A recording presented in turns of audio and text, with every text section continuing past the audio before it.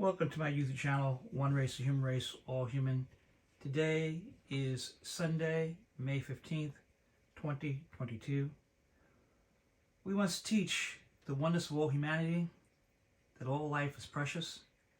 And let's teach the golden rule, which says in Luke chapter 6, verse 31, and as ye would that men, I include women, would do to you, do ye also to them likewise. Do, which means do positive, kind, loving actions, things that uplift, things that encourage, things that make a difference in lives. Be neighborly, loving, We're live in the CNN newsroom. I'm Jim Acosta in Washington. We are learning more about the teenager accused of Saturday's racially motivated mass shooting at a Buffalo, New York grocery store. Here's what we know. 10 people are dead and 3 others are injured after police say the suspect had researched the store in advance, targeting a predominantly black neighborhood. 2 federal law enforcement sources tell CNN investigators are reviewing a 180-page manifesto allegedly written by the teen. In it, the author describes himself as a fascist, a white supremacist, and an anti-Semite who picked up most of these beliefs from the internet. That includes his fixation with the racist conspiracy theory that claims whites are being ethnically and culturally replaced by non-white groups and immigrants, which is, of course, nonsense. People at the scene described the terror that they witnessed, the suspect dressed in tactical gear spraying gunfire at the entry of the store, all while live streaming the attack. The family members of people who were killed have now been notified. One of them is being hailed as a hero, the store security guard. He lost his life trying to stop the gunman. Tomorrow, in honor of that security guard and the other victims, flags on New York State buildings will be lowered to half staff. CNN's Victor Blackwell is on the ground for us at the scene in Buffalo.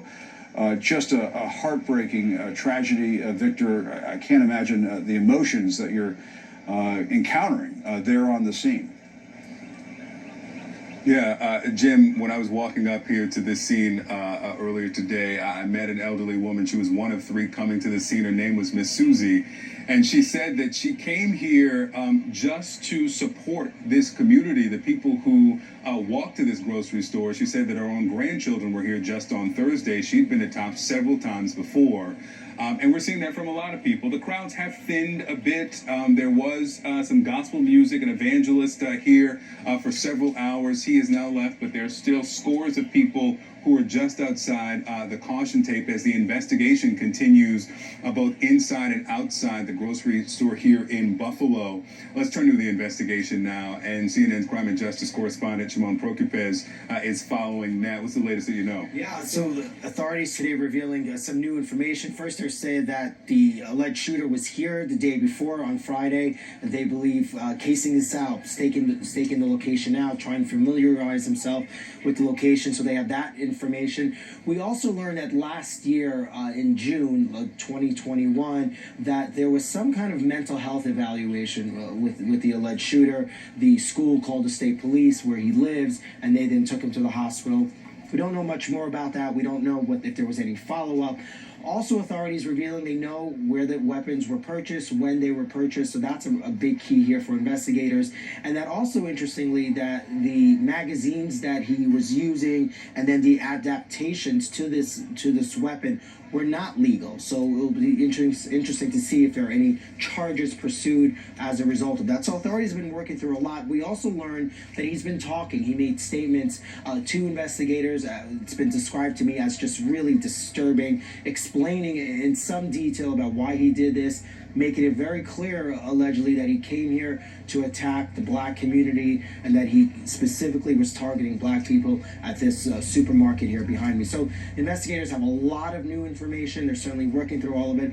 And now we wait to see new charges, but also the Department of Justice, and whether or not they will bring charges. They say they expect to. How quickly will they do it? We could see that tomorrow, or certainly in the coming days. Yeah, I spoke with the Erie County DA, who says that there could certainly be gun charges as well, but also terrorism-related charges as they start to dig through this 180-page manifesto. Shimon Prokupez, I'll let you get back to reporting. Thank you very much. This shooter, as we're told, or the alleged shooter, the suspect, authorities say drove several hours to come here, targeted this area because of the high concentration of population of African Americans.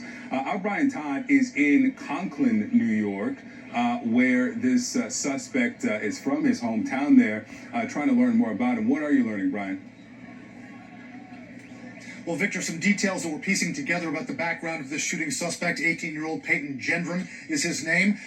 The police commissioner of Buffalo, Joseph Gramaglia, told CNN earlier today that this suspect made what the police commissioner called a generalized threat while he was attending Susquehanna Valley Central High School in June of last year, and that because of that threat, he was taken by state police to a hospital for a mental health evaluation, as Shimon just mentioned a short time ago. Separately, a state police spokesman told CNN that a 17-year-old, who the spokesman did not name, was taken in for a mental health evaluation in June of last year. Now, the police commissioner of Buffalo says that that evaluation, that the suspect was held for about a day and a half and then later released, the state police not giving out information about how long the suspect was held at that time. The police commissioner also saying that that particular threat, which he didn't get into a lot of detail about, but he did say it was not racially motivated. Some other details that we're piecing together about this alleged shooter's background from here in Conklin, New York, this neighborhood behind me where he lived. We do know, I talked to the owner of a store here called the Reliable Market, not far from here. He confirmed to me that Peyton Gendron did work there for about 3 or 4 months, that he left about 3 months ago on good terms on his own accord, gave 2 weeks notice. He was known as a very quiet young man, did interact with customers. He worked in the deli and other places inside that market, but didn't have a whole lot else to say about him. He was just a very quiet kid, according to the store owner who we spoke to earlier today. And we also spoke to neighbors in this neighborhood who are frankly shocked by this, knowing what they know of the Gendron family. They describe them as nice and friendly people, that the mother was someone who took walks in the neighborhood here every day, and no sign of any racist views in the family. But they too paint a portrait of a very quiet young man, Peyton Gendron. One neighbor told me that whenever you said hi to him, you'd be lucky if you got 1 or 2 words from him.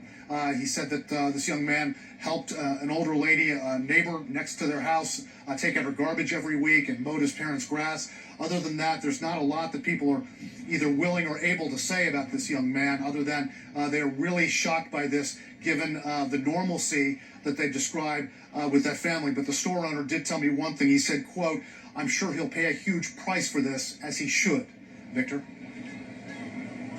All right, Brian Todd, ending on that note, let's pick that up with the New York Attorney General, Letitia James, with us about that huge price. Thank you for being with us. You talked today about this daily diet of hate, as you called it, that this suspect consumed. What more have you learned as investigators are digging through this 180-page manifesto that they believe is connected to this suspect? So it was a 180-page manifesto which specifically focused on targeting communities of color. He specifically said black people. He had an outline of the footprint of the Tops supermarket. In addition to that, he had the N-word, which unfortunately was carved into one of his weapons. Clearly, he was bent on hate. He was focused on a replacement theory, this theory that white individuals will be replaced by immigrants and people of color and Jewish individuals. And all that I am saying is that individuals need to temper their comments, and that there needs to be some standards in journalism. And we've got to speak about facts, and what we need to do is heal Buffalo, but also heal our nation as one individuals. And that's why it's so critically important that we talk about the history of others, and that individuals know about the hate that has been perpetrated, particularly on the Jewish community and African American community, all throughout the history of this country. The original sin was racism, and it's important that we speak about it, and we speak about it honestly without making others feel guilty or hurting other individuals. And it's unfortunate that this young man will have to pay the price. My apology, we've got a bit of a delay. I didn't want to cut you off there, but this is a landscape in which people are petitioning to ban books that discuss the history of the country. Let me ask you about the social media element here. The Governor Hochul, said that she wants to hold the social media companies accountable. She wants the executives in her office and wants them to look her in the eyes and say that they are doing everything they can to try to mitigate some of this hate that's spread, and if not, they will be held accountable. What more should social media companies have done in this case, and what more should they be doing in the future?